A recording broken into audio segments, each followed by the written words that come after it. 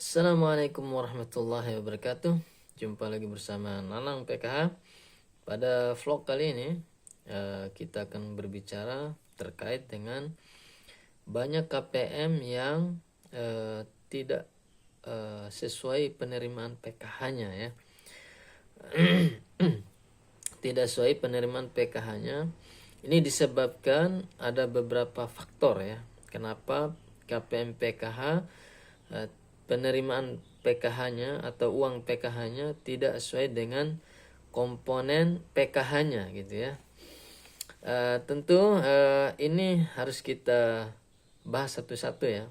Kenapa KPM atau keluarga penerima program keluarga harapan menerima uang tidak sesuai dengan jumlah komponen yang tercatat di dalam PKH-nya. Yang pertama tentu terkait dengan komponen PKH-nya ya.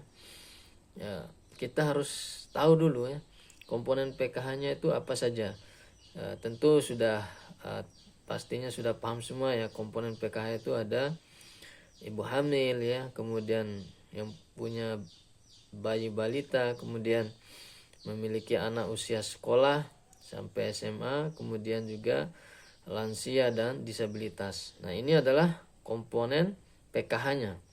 Nah, komponen-komponen ini memiliki nilai ya pembayaran di dalam program keluarga harapan. Nah, ibu hamil itu nilai pembayarannya 500 ya per sekali terima per 2 bulan ya.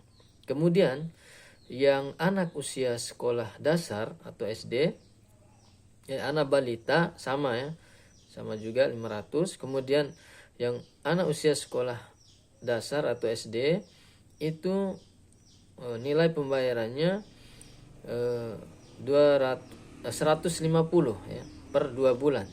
Kemudian yang SMP 250 per 2 bulan. Kemudian yang anak SMA itu 333,33 ya. Jadi ini jumlah besar pembayaran dalam PKH. Kemudian yang lansia dan disabilitas jumlahnya 400 ya per 2 bulan.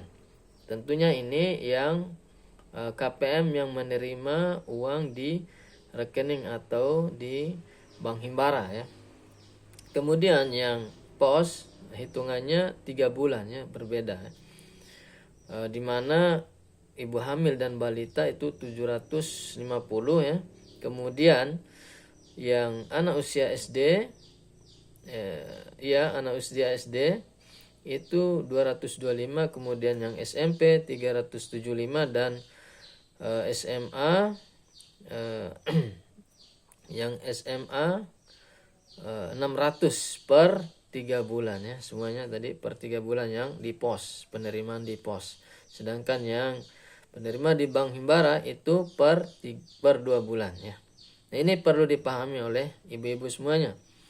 Nah, kenapa misalnya dia memiliki anak SD ya, kemudian ada anak SMP-nya, dia terima di bank himbara atau di lewat rekening atau kartu ATM ya. Nah, ini harusnya jumlahnya yang anak SD 150 tambah SMP 250 berarti 400. Namun kenyataannya hanya menerima 250. Nah, ini perlu tanda tanya ini ya. Nah, ibu-ibu harus pertanyakan atau ngecek datanya ya.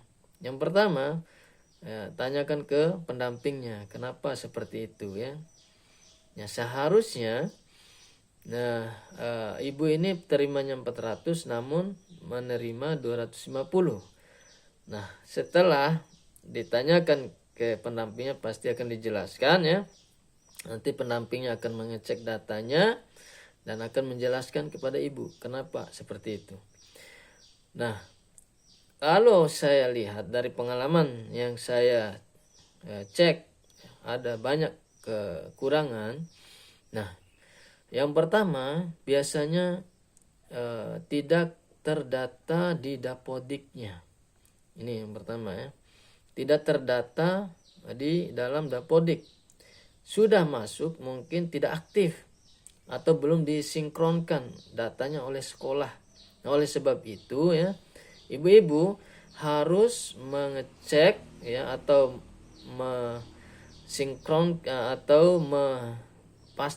memastikan anaknya sudah masuk ke dalam Dapodik sehingga terhitung pembayarannya oleh Kementerian Sosial.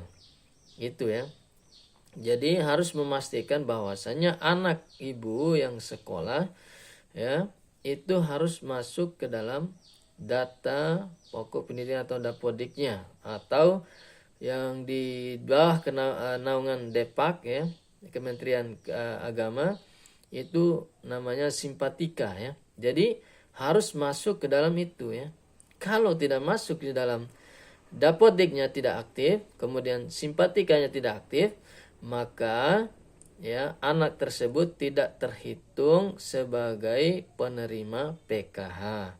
Mungkin yang masuk tadi hanya anak SMP-nya, sedangkan anak SD-nya tadi tidak masuk dalam Dapodik dan Simpatikanya. Ini yang pertama. Yang kedua, bisa jadi juga ya tidak masuk dalam kakak ya, atau tidak sinkron kakaknya.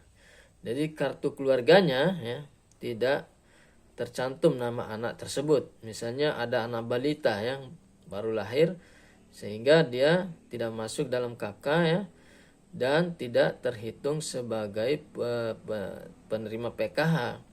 Seperti itu karena tidak masuk dalam kakaknya sementara usianya sudah usia balita misalnya, seperti itu. Kemudian juga bisa saja ya ibu hamil tidak tercatat sebagai ibu hamil. Karena apa? Karena tidak melapor ya kehamilannya kepada para pendamping gitu. Atau bisa jadi sudah melapor, pendampingnya juga lupa melakukan pendataan atau pemutahiran datanya di 6NG ya. Seharusnya oleh para pendamping ya melakukan tugas untuk melakukan validasi data atau pemutahiran data ya di 6NG yang dimiliki oleh para pendamping. Itu ya. Dan juga yang tadi yang anak-anak usia sekolah bisa disinkronkan oleh para pendamping di 6NG-nya. Jadi sekali lagi pada ibu-ibu semuanya ya, untuk bisa berkomunikasi ya dengan para pendamping terkait masalah ini ya, supaya bisa langsung dicek oleh para pendamping, kemudian juga bisa dilakukan pemutahiran data secepat mungkin. Nah, ini saja mungkin ya yang bisa dijelaskan. Insyaallah akan ada video-video berikutnya terkait dengan masalah ini. Demikian, Assalamualaikum warahmatullahi wabarakatuh. Jangan lupa di like, share, dan di subscribe ya. Assalamualaikum warahmatullahi wabarakatuh.